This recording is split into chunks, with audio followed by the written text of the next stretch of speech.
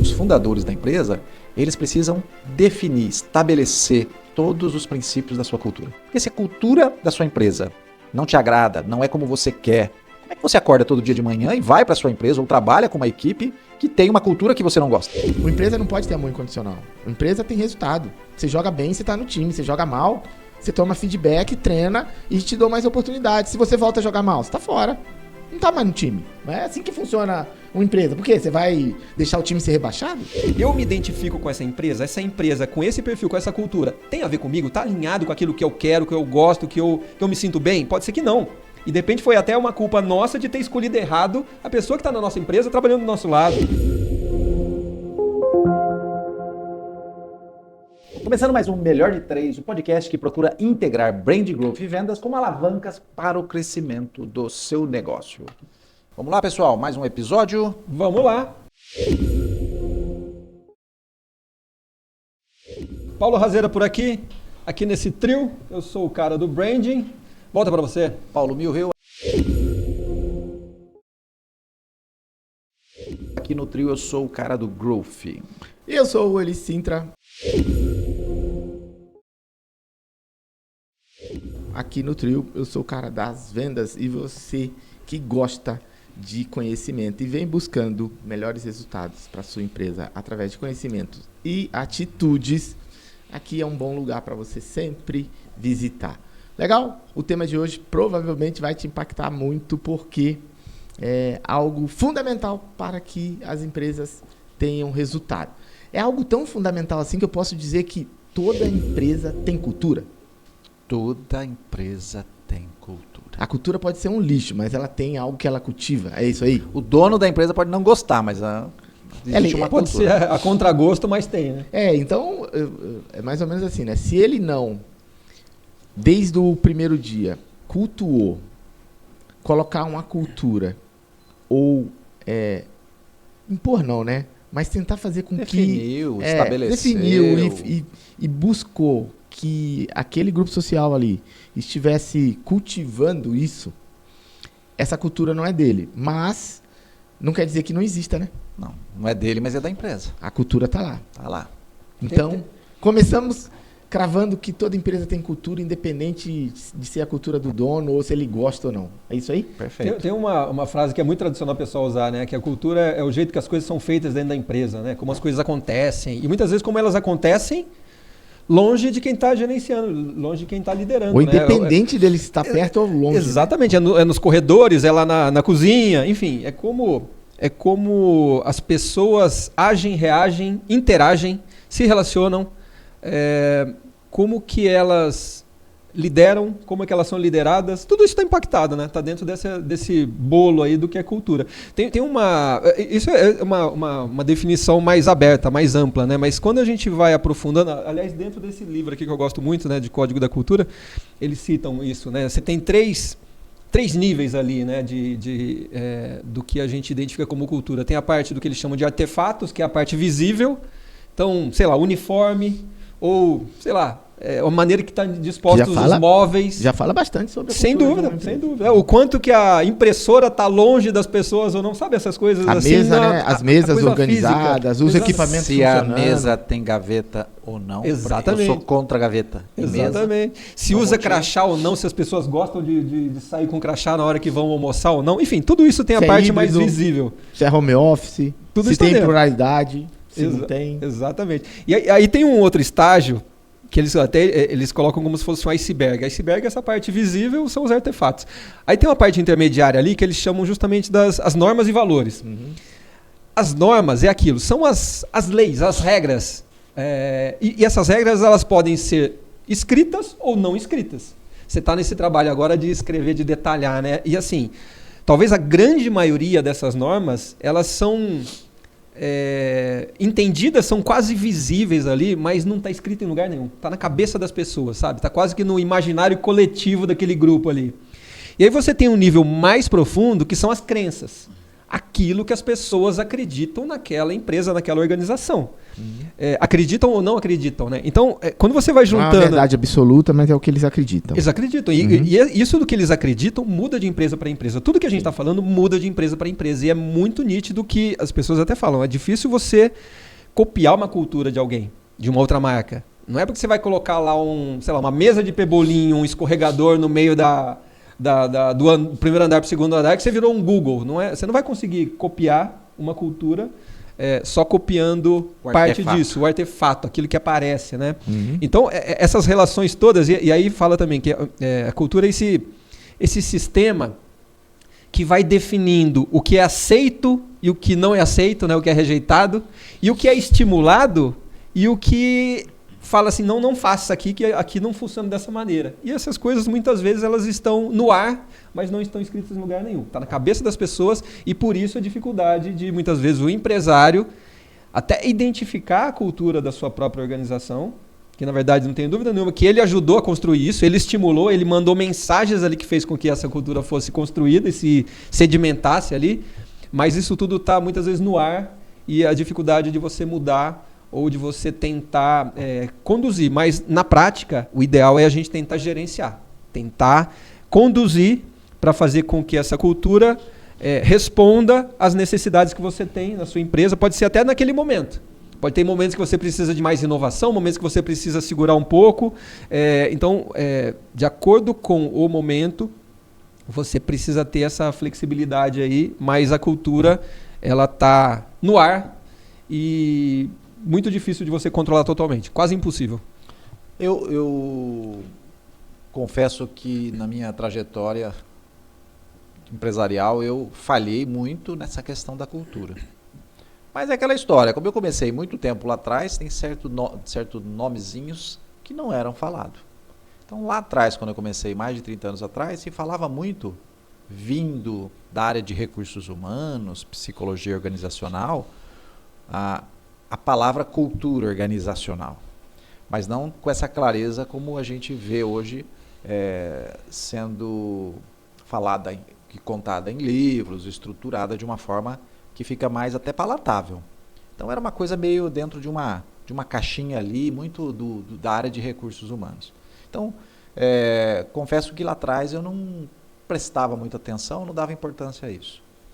Agora, mais recente, construindo uma nova empresa, para mim ficou muito claro a importância da cultura. Eu estive em outra empresa lá atrás, algum tempo atrás eu vendi uma empresa e acabei participando de outra empresa e acabei não ficando nessa empresa. Por que eu não fiquei? Eu saí dessa empresa e só descobri depois que foi por um problema de cultura, de alinhamento cultural. Eu não tinha entendido por que eu tinha saído, por que não deu certo. Eu colocava vários motivos, hoje está muito claro.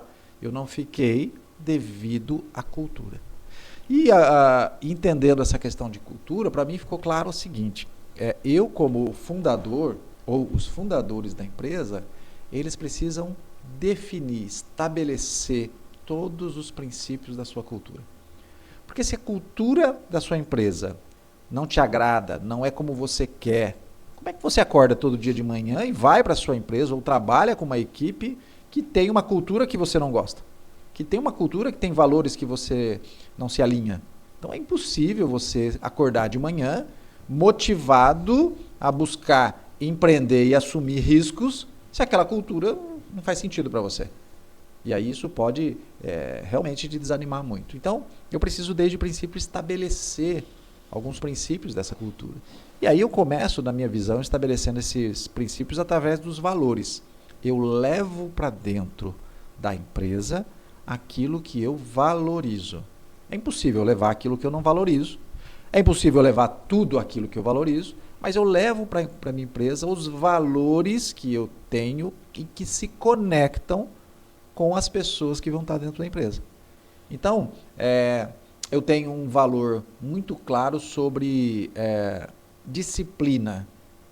Eu preciso levar para dentro da empresa porque vai ser muito difícil conviver com a minha equipe se for uma equipe indisciplinada. Eu tenho um valor muito claro do aprendizado contínuo. Eu estou o tempo todo aprendendo e busco que a minha equipe aprenda. Vai ser muito difícil conviver com uma equipe que de repente se depara com uma situação que não sabe resolver e não busca aprender ou não tira um aprendizado daquilo que a gente passa. Porque eu vivo assim. Então, conforme eu vou liderando essa minha equipe, estabelecendo esses valores, eu vou construindo essa cultura. Então, a cultura ela começa e eu estabeleço dessa forma, como os princípios, esses valores. Só que eu preciso comunicar fortemente isso. E comunicar fortemente, na maioria das vezes, é repetir continuamente. É ter documentado, é estabelecer que eu comunico essa cultura periodicamente, continuamente, porque eu não posso, depois de 2, 3 meses que entrou um colaborador, eu entender que ele já sabe, já participa, já está alinhado totalmente com essa cultura. Óbvio que lá atrás, no meu recrutamento, numa seleção, eu coloquei a cultura como ponto focal ali para eu trazer alguém. E aí eu vou fazer com que todos esses valores sejam, então, comunicados, disseminados através dos rituais. É um ritual de um encontro, de um treinamento, de momentos onde eu vou comunicar e enfatizar cada vez mais essa cultura.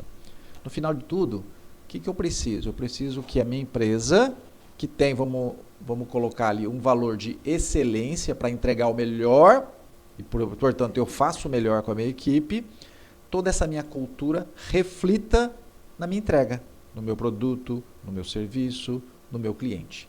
Então, como é que eu quero que no final do dia eu tenha um produto, um serviço incrível sendo entregue para um cliente, eu quero reter esse cliente, eu quero que esse cliente compre de novo de mim, se eu não tenho uma empresa que tem uma cultura tão forte a ponto de toda a equipe estar preparada para fazer isso.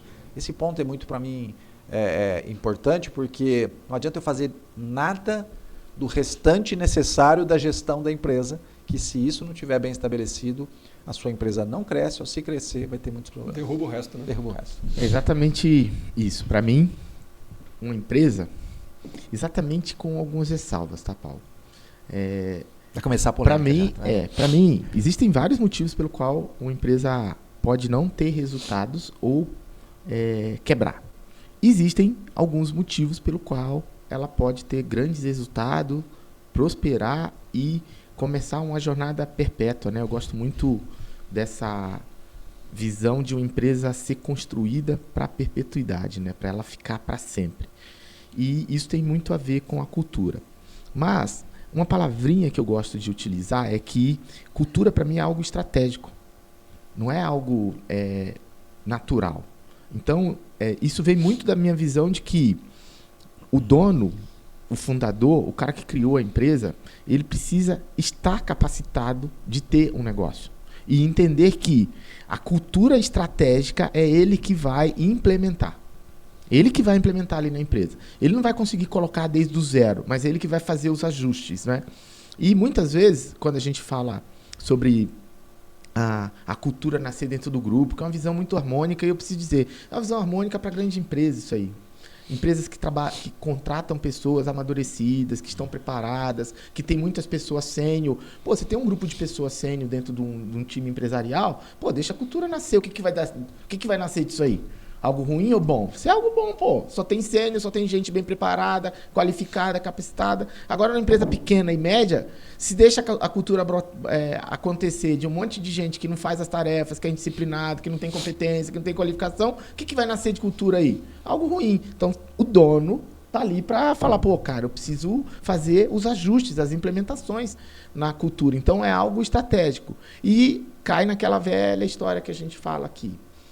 A capacitação, o amadurecimento, o conhecimento, a visão sistêmica de entender isso é minha responsabilidade, eu preciso tratar disso daí e deixar de ficar na zona de conforto. Tem um monte de empresas médias e pequenas que a cultura está conduzida por uma pessoa que simplesmente teve a vontade de pegar a batuta. Ela não é capaz, ela não é a pessoa correta de ficar com aquilo, mas foi deixando, quando a gente chega lá, tem um incompetente determinando a cultura da empresa. E a cultura da empresa é uma cultura de indisciplina, é uma cultura de tarefas repetidas, de retrabalho, não é? Não tem cobrança de resultado. Quando não é uma empresa familiar, a cultura da empresa foi determinada por alguém que não é o dono, e disse o seguinte, aqui nós somos uma empresa familiar. Falei, que porcaria é essa, que aqui é uma empresa familiar? Né? Uma empresa familiar como dizem alguns pensadores, né? E eu gosto muito dessa ideia, né? Uma família tem amor incondicional. Uma empresa não pode ter amor incondicional. Uma empresa tem resultado. Você joga bem, você está no time. Você joga mal, você toma feedback, treina e te dou mais oportunidades. Se você volta a jogar mal, você está fora. Não está mais no time. Não é assim que funciona uma empresa. Por quê? Você vai deixar o time ser rebaixado? Vai deixar o time acabar? Porque existe uma cultura de amor incondicional aqui? Não, as pessoas que estão nesse time não saem de forma nenhuma. Isso ou foi estabelecido pelo dono ou foi permitido pelo dono. Quer dizer, ele deixou que a empresa dele ficasse dessa maneira. E ele precisa reverter isso aí, ele precisa mudar isso. Só que para mudar isso, precisa ter saco roxo. Sacou? Vai precisar ter saco roxo, confrontar as pessoas, chegar cedo, fazer reuniões, não é? Se indispor, demitir. Precisa fazer essas coisas. Ah, não, mas não quero, já estou com 50 anos, não quero mais fazer, deixa como tá. Então, se eu pressionar minha equipe, então, eles não vão fazer. Então aceita os resultados. Não tem gente boa, eu não quero trocar, fica com essas mesmas. Então fica com os incompetentes que você tem, com os resultados que você tem aí e não se indispõe. Você viu que hoje trocou de lugar, né? O negócio tá aqui. Já tá quase saindo voando o negócio aqui. O negócio aqui nessa cadeira. Mas eu só quero depois colocar um ponto aqui, anota aí para não esquecer. Um cara que a gente gosta e já lemos livros dele e achamos bons é o Simon Sinek. Ele tem uma postura diferente. Eu assisti um podcast com ele que ele diz assim, que você tem que tratar mesmo como família. Se é família mesmo, como é que você demite? O que você vai fazer com ele para fazer? Verdade que ele fala isso. Eu vou achar, você põe o link aqui nessa descrição. Tem que cortar essa parte aqui, é o rabo dele isso aí, cara. Vem aqui para empresa pequena e média e vem falar que funciona com a cultura de família. Mas, outro ponto importante, você falou que aí é o desafio, é porque mais de 90, sei lá quantos % das empresas são familiares no sentido de que foram construídas pelas famílias e são lideradas pela família. No Brasil é uma predominância. Quase a totalidade. São poucas que se profissionalizaram. Da não exatamente de uma família, mas com essa cultura familiar, né? Assim, de família no sentido assim, pode ter 2 sócios que não são da família, mas a maioria delas nasce sem a profissionalização. Elas nascem e crescem e vão colocando familiares juntos ali de alguma forma e vão passando de pai para filho. Ô Paulo, eu respeito as empresas que são familiares, prosperaram e têm resultado. Eu respeito. E não existe empresa familiar só ruim. Existem muitas empresas familiares que a cultura do patriarca, de disciplina, de desenvolvimento, de cobrança, fez aquela célula familiar ser preparada para administrar bem a empresa e estar lá com a empresa prosperando há 10, 20, 30 anos. Mas existem uma série de empresas pequenas que as pessoas contratam familiares porque acreditam que familiares são confiáveis. Eles confundem a ideia de que, se eu tiver pessoas que eu confio na minha empresa, elas vão ter resultado. Cara, eu preciso ter pessoas que eu confio, mas que sejam competentes para executar aquela função. Não adianta só eu confiar em alguém que não é competente. Senão encher de amigo meu na minha empresa, pô. Gosto dos caras pra caramba. Falam, vamos viver todo mundo junto aqui. Você consegue fazer uma reunião com um grupo de empresários ou com a área comercial e desenvolver essa área comercial? Cara, não consigo nem chegar lá no lugar. Quanto mais fazer a reunião. Então, não dá pra ser assim. Não dá pra ser só por um motivo. Porque eu confio, eu vou colocar. Eu gosto muito de colocar de uma forma, de um contexto, para me preparar para as pancadas depois. Porque a gente fica aqui falando, e os caras depois vão lá e falam, falou besteira, não sei o quê, aquele dia que você não falou o que eu acredito. Falei, então tá bom. Então fala, mas eu não falei só isso. É o seguinte, em mais de 10 anos prestando consultoria e mais de 150 projetos, eu já encontrei dezenas de empresas familiares que têm uma condição predominante lá. Elas não querem mandar as pessoas embora. Elas não querem desligar as pessoas. As pessoas estão lá e existe um sofrimento dos donos por manter aquela estrutura de organização de recursos humanos, porque eles não querem se dispor. Por vários motivos. Porque é o cunhado, porque é a cunhada, porque é a tia, porque é o colega da igreja, é o amigo que me ajudou a fundar a empresa. Por vários motivos, aquela célula está corrompida por causa de uma situação de ter membros naquele grupo que não estão mais preparados para seguir em frente. Você podia ter esse contexto de qualquer outra forma? Poderia, mas só que agora você poderia estar desligando a pessoa. Mas como você trouxe um contexto de família, você não consegue desligar agora. Você não consegue fazer o desligamento, né? É um constrangimento enorme. E aí, continua lá. E aí, como é que a gente faz uma empresa dessa que tem uma cultura de que pessoas que não funcionam permanecem na empresa? Como é que você desenvolve uma empresa dessa para ter resultado? Pô, pessoas que não colaboram para resultados, elas precisam ser capacitadas, treinadas, acompanhadas, ter feedback contínuo e depois segue em frente, pô. Depois segue em frente, substitui. Pô, já te capacitei, já te treinei, já te acompanhei, já te dei feedback 1, 2, 3, 5 vezes. E agora? Desliga, vambora, pô.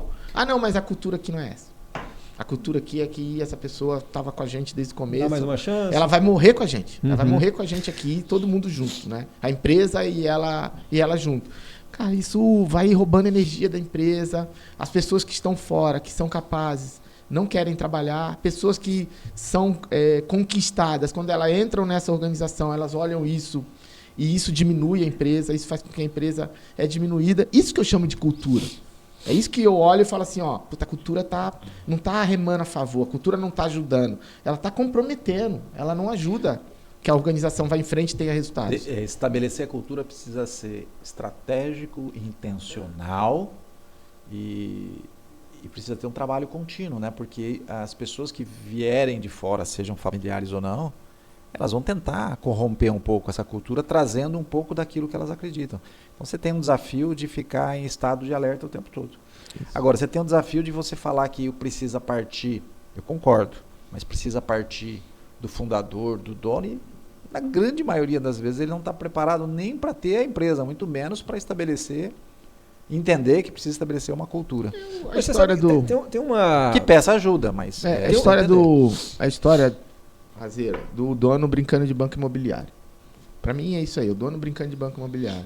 Tá sentado num tabuleiro, comprando prédios, hotéis, avenidas, vendendo, mas tudo com dinheiro de brincadeira.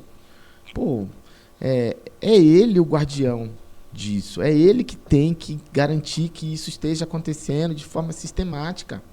Ah, mas eu não tenho tempo. Então vende essa porcaria, vai trabalhar para alguém. Mas se você não pega as rédeas do teu negócio, né? E é algo que eu quero provocar em vocês aqui. Qual que é a cultura do teu negócio? Qual que é a cultura do teu? Qual que é a cultura do meu? Uhum. Na consultoria são 4, eu e mais 4 pessoas. Pergunta a cultura deles lá. Pergunta para eles a cultura. Cultura nossa é de pancadaria, velho. De entregar o melhor que a gente pode o tempo inteiro e com um propósito firme de que o cliente precisa da nossa ajuda. Se ele estiver pegando fogo, ele ligar pra gente e falar, precisa de um balde com água, a gente tem que sair lá e entregar, não é? Porque é a cultura que eu implemento todo dia. Os caras não gostam, mas há 5 anos atrás a gente estava no nível. Agora a gente está num nível de naturalidade muito maior desse entendimento. Porque foi colocado todo dia. Falou, ó, o cliente vai nos chamar, ele tem dificuldade, cada um é de uma maneira, eles pedem muitas coisas mesmo, eles pedem coisas que não estão dentro do nosso contrato, mas a gente tem que tentar apoiar, tem que tentar orientar em como fazer. É cultural isso daí. E é de muita cobrança, não é de conversa amigável, é de cobrança mesmo, de dizer, ó, pô, vai ser assim. Vai ser dessa maneira, beleza? E vai ser bom pra gente, vai ser bom pro nosso negócio e vai ser bom pros clientes que compram com a gente. Vai ser dessa forma. Depois de algum tempo, a galera começa a entender. Puta, é bom mesmo, hein, cara? É bom mesmo. Os clientes ficam, os clientes indicam, os clientes que chegam muito motivados, não é? Então, pô, o negócio é bom, a estratégia é boa. Mas, de novo, quem conduz isso é o dono. No começo era uma regra sua, a partir do momento que de tanta repetição virou realmente uma cultura. Era uma estratégia minha que eu acreditava. Você conduzia, é uma estratégia minha que eu acreditava, não, que eu acredito. Então, você fez uma gestão dessa cultura, né? Você, quase de uma maneira igual você falou, intencional, quase inflexível, proativa, uma gestão mesmo, você conduziu para lá. Mas tem uma coisa nesse assunto, assim, óbvio, no brand a gente lida muito com cultura. Na verdade, até na nossa metodologia lá do DNA da marca, dialeto da marca, a gente trabalha identificando cultura e entendendo como que a cultura se reflete na marca. Porque você falou em algum momento sobre essa questão da parte interna, né, da equipe. A cultura está ali dentro da equipe. Só que a maneira que você mostra da porta para fora, ela tem que estar alinhada com aquilo que é a verdade. O grande objetivo da cultura é isso. No final Senão, do dia é isso. se você tem esse desalinhamento daquilo que você está falando, tá diferente daquilo que a sua equipe sente, faz, Show age, de bola, entrega, Raveira. está totalmente desconectado e a sua marca vai ficar muito enfraquecida. Você vai trazer, de repente, gente que vai acreditar no seu discurso publicitário e que vai se frustrar porque aquilo que você está prometendo você não está entregando. Essa história ela começa com autoconhecimento. Na verdade, assim, a gente até costuma fazer uma analogia. Assim como a gente tem o DISC para indivíduos, a gente tem cultura para empresas. É exatamente a mesma coisa. É uma análise, né? É exatamente a mesma coisa. Você tem ali comportamento das pessoas, então você tem... E são os mesmos até, se você for pensar, você tem cultura dominante, você tem cultura dominante, uma Ambev, cultura dominante, baseada em resultado, em metas, em meritocracia, até programa de trainee dos caras era super concorrido para você conseguir entrar, faca na caveira. Isso é dominante. Você tem perfil de pessoas dominantes, perfil comportamental de pessoas dominantes, e você tem empresa com cultura dominante. Você tem cultura baseada em influência. É exatamente a mesma coisa do influente do DISC. Então, é o mais inovador, é o cara que corre mais risco, é o cara mais comunicativo, é o mais criativo.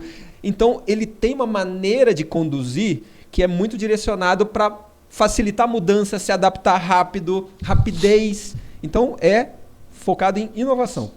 Você tem o estável, o Szinho ali, é empresa familiar, é típico de estável, sabe? Não, deixa do jeito que está... não vamos mudar não. Pensando muito em longo prazo. A empresa é só para oferecer o básico para a célula familiar ali. Ó. Mas assim... Básico no sentido assim, ó, a gente tem uma vida boa, vamos deixar as coisas como estão. Nenhuma dessas 4, ela é melhor ou pior. O ideal é você ter uma combinação onde, inevitavelmente, uma ou duas dessas letras vai ser a sua dominante, da sua cultura, da sua empresa. Só que é importante você entender e ter esse autoconhecimento e você tentar conduzir e fazer a gestão para que, poxa, está faltando um pouco de inovação na minha empresa, está faltando um pouco mais de, sei lá, se você é muito dominante, às vezes falta afeto porque está passando do ponto, a pressão está gerando estresse e você precisa dar um pouco mais do toque ali, do estável para a coisa normalizar, senão você vai perder muito talento, vai ser difícil você atrair. Enfim, tem momentos ali que você tem que analisar e trabalhar isso. Mas o estável, ele tem a ver com isso, tem a ver com espírito colaborativo, sabe? As pessoas que se respeitam, tipo uma natura, sabe? A sustentabilidade, bem-estar, isso é o estável. E você tem o conforme, que é McDonald's, processo. Sabe, aquela coisa de você ter as normas, as regras, os procedimentos e tudo responde a foco em excelência, em qualidade, em segurança. Então, você tem... É muito similar, pessoas com empresas nesse sentido. E é interessante quando a gente faz essa análise, porque, primeiro, você tem que ter esse autoconhecimento de você analisar como que é a sua cultura, a cultura da sua empresa. E a partir do momento que você entende como que é a cultura da sua empresa, você vai tentando fazer essa gestão de, poxa, está faltando um pouco de toque disso ou daquilo, e você vai equilibrando ali no dia a dia. Mas é inevitável, você vai ter uma predominância de uma ou duas dessas letras na cultura da sua empresa. Isso é fato, assim. E no dia a dia do branding, é muito interessante como isso se reflete muito nitidamente na maneira que a marca é construída e a maneira que a gente conduz a construção da marca mesmo. Se você pega uma empresa mais inovadora, a comunicação dela, a maneira dela se comportar, vai ser muito mais leve do que uma empresa que é muito dominante. Se você tem uma empresa que ela é muito conforme, né, que é em cima de regras, de processos e tudo mais, a maneira dela se comunicar vai ser diferente de uma que ela é mais estável, que tenha mais a ver ali com colaboração e tal. Enfim, então a gente vai entendendo como que é e a gente vai aumentando o volume de uma característica ou de outra de acordo com a situação e a gente vai conduzindo isso no dia a dia da marca também. Sem dúvida, esse é um ponto super importante, Azeira. Passa muito pelo brand, né? Eu falo que o brand é a carta magna da empresa, né? É ali que está escrito, ó, pô, é desse jeito que a gente precisa falar, se comunicar com os nossos potenciais clientes e clientes.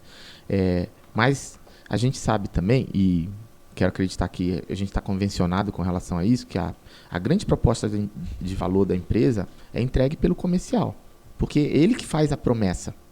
Por mais que o negócio aconteça, depois é ele que vai ali na frente do cliente fazer a promessa. Mas se der tudo errado, ele prometeu. Então, pô, no caso lá da consultoria, foi isso que eu comecei a me emputecer, cara. Literalmente voltar pra minha galera. Eu falei, pô, eu tô lá, porque, de certa forma, eu faço o fechamento, né?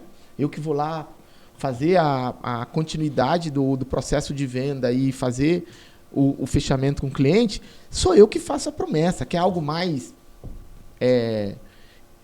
real do que isso, o próprio dono da empresa fazendo a garantia da proposta de valor. Ó, cara, tá prometido, eu vou te entregar isso aí. Quando lá atrás essas coisas não aconteciam, sejam na comunicação do dia a dia com potenciais clientes, seja na comunicação com o próprio cliente que já está dentro da carteira, seja com os clientes que estão fazendo solicitações ou a gente tem tarefas para entregar, cara, eu ia lá e dizia para ele o seguinte, ó, vocês estão me fazendo eu prometer coisas que a gente não está cumprindo, cara. E eu não vou prometer coisas que eu não vou cumprir para minha própria empresa, cara. Isso é muito sério, né? E o dono tem que pegar isso no colo agora e fazer as correções, não é? É que, de novo, na empresa pequena e média, a promessa é feita e o dono nem sabe, cara. Ele não está nem sabendo qual é a promessa, né? E se a promessa existe, ele também não acompanha para garantir que ela está sendo feita. Muitas vezes ele está lá parado num modelo de venda de 40 anos atrás, 35 anos atrás, que é tudo transacional. Quantas vezes eu encontro isso no dia a dia? Falar para o empresário, a tua empresa ainda é transacional, cara. Como era 30 anos atrás, está achando que você está trocando dinheiro por produto. E as pessoas não querem. As pessoas que estão preparadas para comprar dinheiro por produto, elas não procuram uma empresa regional. Elas compram pela internet, pô. Se eu já sei o que eu quero, eu não tenho mais dúvida nenhuma, estou seguro, o preço é justo, eu compro pela internet, pô. E dá para comprar tudo lá, né? Dá para comprar tudo lá. Agora, se eu tenho dúvida, eu vou procurar uma empresa regional. E aí, a proposta de valor precisa estar lá. Eu tenho dúvida e ainda eu não achei nada que estava escrito lá na internet, no chat GPT, ou no YouTube, tranquilidade, que me segurança, deu não é? Então, pô, foi isso que... foi dessa forma que eu acho muito natural que as empresas médias e pequenas precisam fazer. Se a proposta de valor não existe, eu preciso instituir. Se ela existe e não está sendo cumprida, pô, eu preciso pegar isso no colo, cara. Falar, pô, vou precisar conduzir isso aí.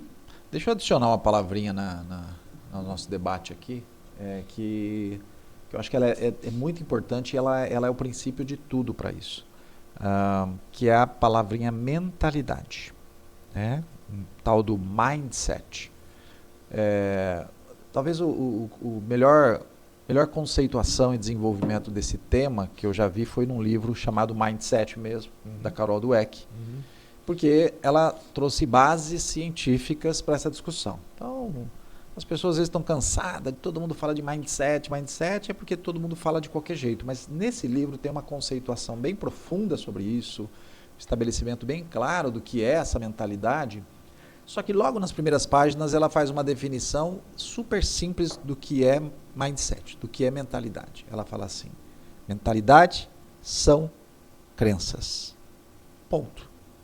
Ela desenvolve sobre mindset fixo, mindset de crescimento, mas ela parte de um princípio que mentalidade são crenças.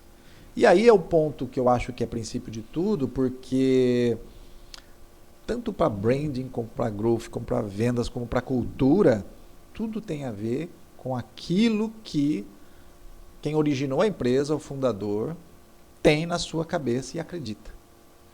Então, a grande chave disso é que se ele acredita que é para a família que ele está construindo o negócio, é muito difícil tirar da mente dele que não vai ser para a família.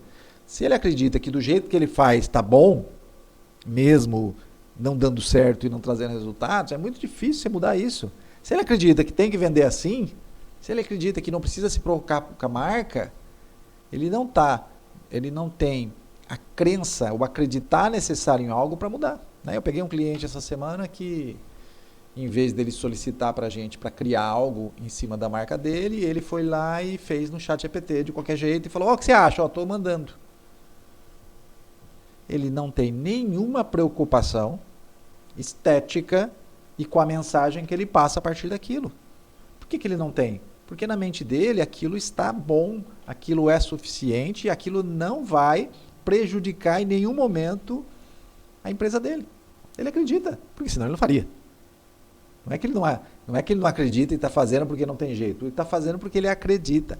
Por isso que o ponto-chave é essa mudança de mentalidade. Para mim, a minha virada em termos de colocar como prioridade a cultura foi a minha mudança de mentalidade. Eu não acreditava. Eu simplesmente não achava tão importante assim. Eu achava que outras coisas eram mais importantes. Como eu não valorizava tanto cuidado financeiro, cuidar da contabilidade, eu contratava alguém que fizesse para mim, porque eu não acreditava que eu precisava dar tanta atenção a isso. Então, acho que esse é um princípio importante. Você sabe que uma outra analogia, você estava falando, eu estava pensando, uma outra analogia que eu gosto de fazer, a cultura é para a empresa assim como os hábitos são para as pessoas. Assim, às vezes, a gente não percebe, entra meio em piloto automático e as coisas acontecem. Elas simplesmente se repetem ali dentro de uma maneira, e se você vai ver, repete sempre da mesma maneira.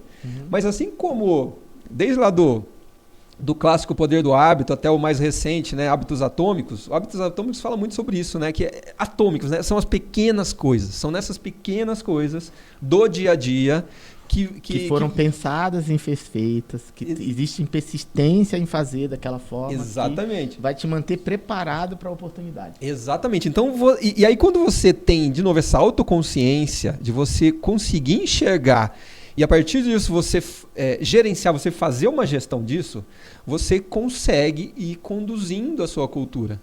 Como eu falei, você não domina totalmente, porque são pessoas, né? Tem essa relação toda, tudo que está acontecendo ali no dia a dia, você não domina totalmente. Mas de você mandar mensagens, igual você falou da sua empresa, você manda mensagens o tempo inteiro em cima de resultado, de meta, foco no cliente.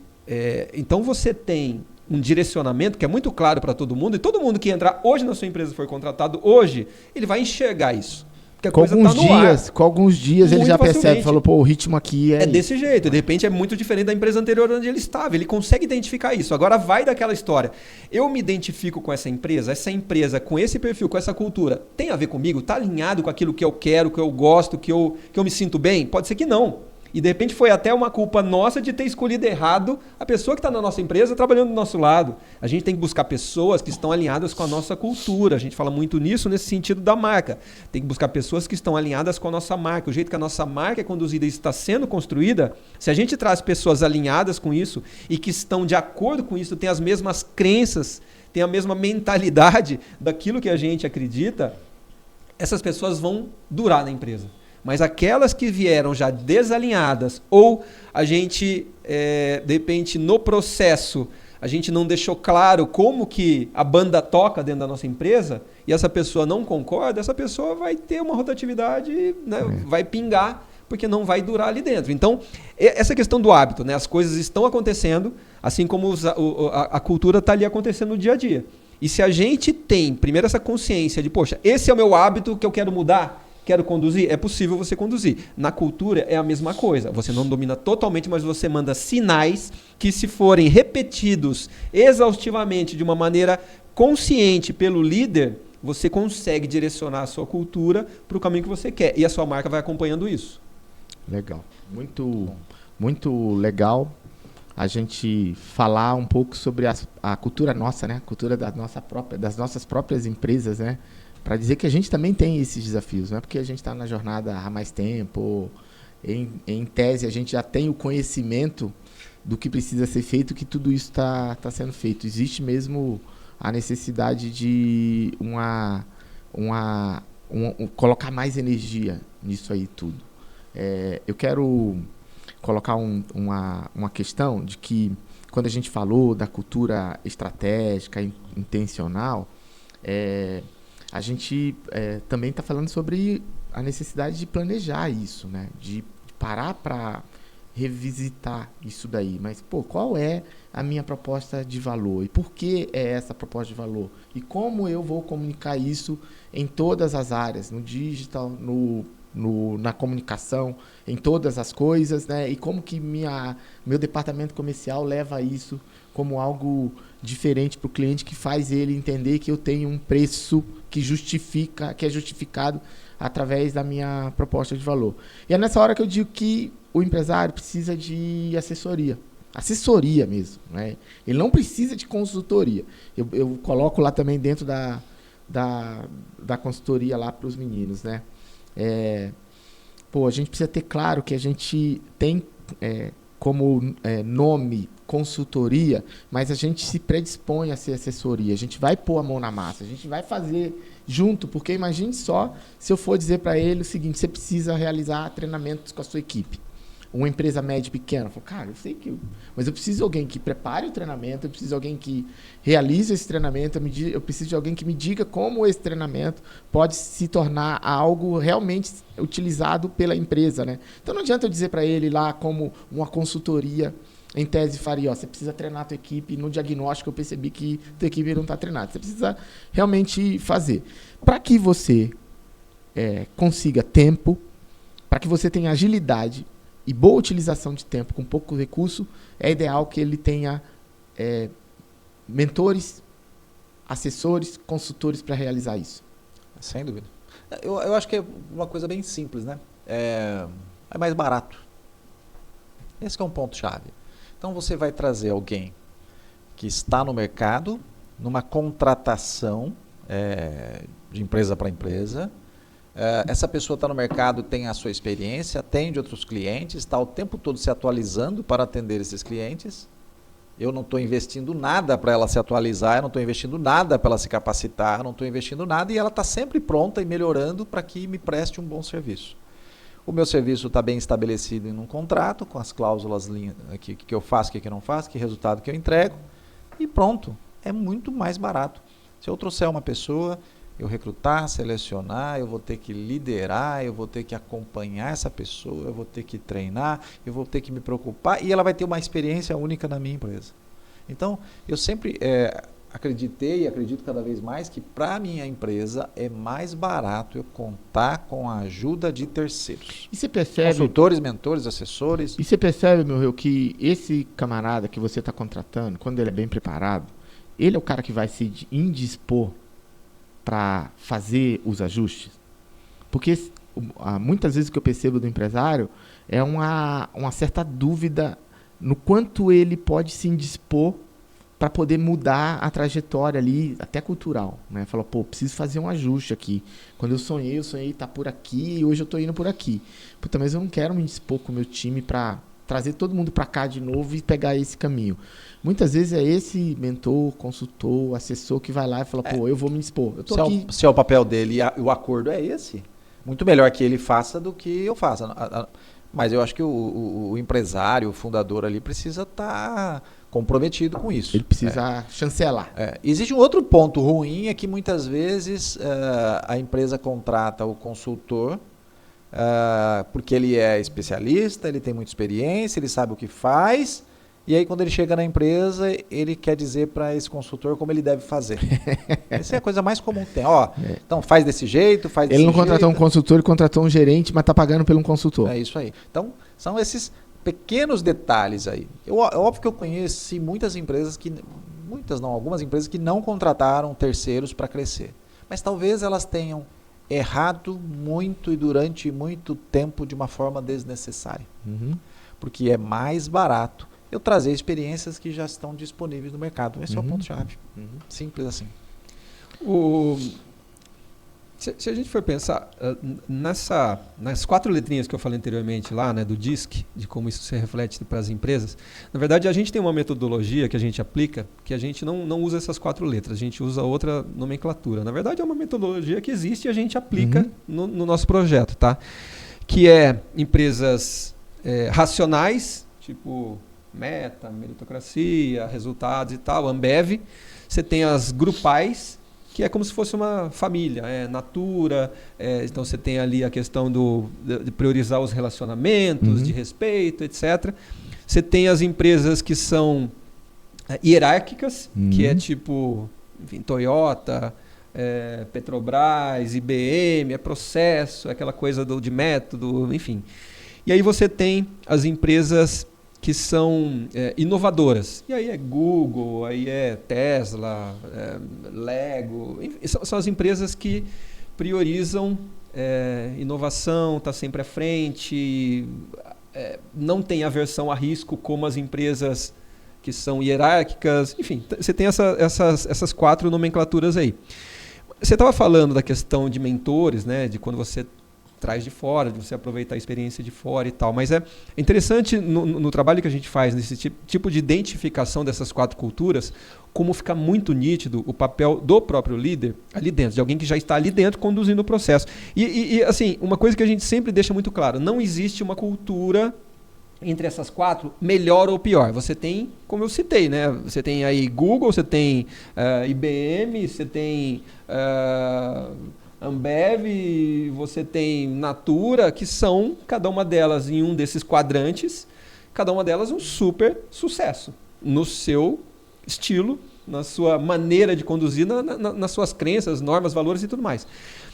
Mas se você pegar os líderes, é interessante eles terem essa, e a gente está falando aqui com pequenos e médios principalmente, de terem no mínimo essa visão de entenderem a diferença de quando eles, se ele tem uma empresa que às vezes, quem está nos ouvindo, assistindo aqui, poxa, realmente a minha empresa tem mais essa característica do afeto, de cuidar das pessoas, às vezes as decisões são mais lentas, às vezes ouve um monte de gente, você tem que ter consenso para você tomar uma decisão, isso é típico da empresa. A gente fala de empresa familiar, mas empresa familiar não é uma coisa negativa. Você tem características ali que são muito positivas e você tem que tomar cuidado para não passar do ponto as coisas negativas, porque vem a lentidão, essa questão do paternalismo, de você aceitar coisas que não deveria aceitar, às vezes vem junto com esse pacote. Assim como se você pegar uma empresa racional, é óbvio, você trabalha com meta, resultado, pressão, você pode ter burnout, você pode ter estresse, quando passa do ponto. Se você pega empresas que são super organizadas, como você está fazendo com a sua,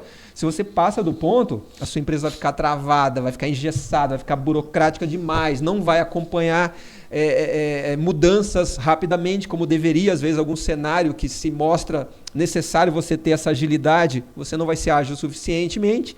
E você tem, em cada um desses quadrantes, a parte boa e a parte ruim. É importante você entender qual é a parte boa sua e você priorizar e você dar foco nessa parte boa, mas é importante você ficar atento, porque em algumas situações, aquilo que vem junto com o ruim, que é uma coisa negativa, se você não gerencia, isso pode impactar muito negativamente a sua empresa. Então, isso é o líder que faz. E olha, você estava falando de mentores e tudo mais, né? Pega um líder de uma empresa racional, é o cara assertivo, aquele cara que vai e faz. Você pega um líder de uma empresa mais inovadora, é o visionário, é o cara que está viajando, o cara está olhando lá na frente, e a equipe acompanha isso. Você pega um líder de uma empresa que é muito hierárquica, o cara é controlador, fica na minúcia, fica no detalhe, às vezes ele microgerencia se ele não toma cuidado. Então, e aí você pega o da empresa que a gente chama de grupal, que é essa empresa mais com as características de familiar, é o mentor, facilitador. Então, você tem perfis de liderança que se adequam a cada um desses quadrantes, a cada um desses tipos de cultura. E a importância de você se analisar como que eu sou, como que eu ajo naturalmente e como que eu deveria agir nesse momento específico. Poxa, nesse momento, nesse desafio, nesse problema que eu estou enfrentando, nessa situação, eu devo ser diferente daquilo que é natural para mim. Eu devo agir de uma maneira mais para esse lado ou para aquele lado. Então, aí você está gerenciando. Aí você é de uma maneira estratégica, daquilo que a gente falou, intencional, de uma maneira onde você está conduzindo o processo e não sendo apenas reativo. Você está sendo proativo e construindo uma empresa que vai ter base sólida na sua cultura, mas que você vai ter uma flexibilidade ali para poder agir de acordo com o momento ou com a necessidade pontual ali que tem. Falou muito, mas falou bonito, Paulo Razeira.